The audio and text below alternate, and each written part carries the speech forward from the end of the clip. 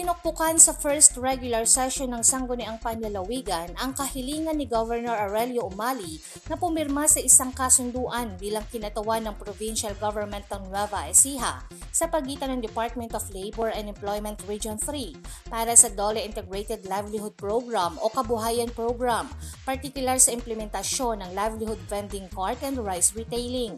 Ayon kay Public Employment Service Officer Maria Luisa Pangilinan, sa ilalim nito ay pagkakalooban ng kolong-kolong o rolling store ang 120 benepisyaryo na magtitinda ng mga lutong ulam, habang bigasan naman para sa 120 pang benepisyaryo ng programa.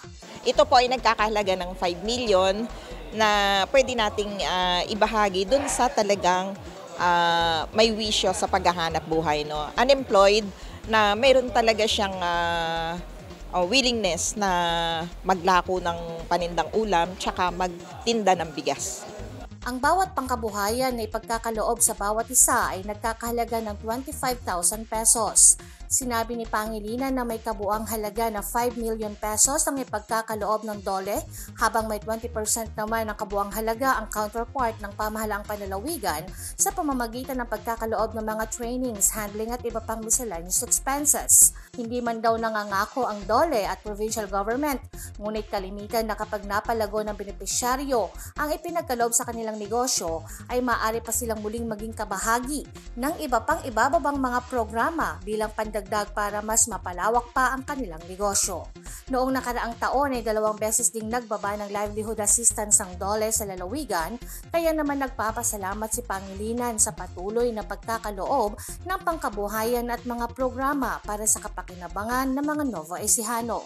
Nagpasalamat din ito kina Governor Aurelio Umali, Vice Governor Anthony Umali at bumubuo ng Sangguniang Panlalawigan sa patuloy na pagsuporta sa lahat ng mga programa ng kanilang tanggapan at agarang aksyon para mapabilis ang pagkakaloob ng tulong sa mamamayan. Sa Sangguniang Panlalawigan po, lubos kami nagpapasalamat syempre kay Vice Governor Anthony Umali sa palaging suporta po sa anumang gawain or project ng PESO, Public Employment Service Office, na magdaraan sa Sangguniang Panlalawigan.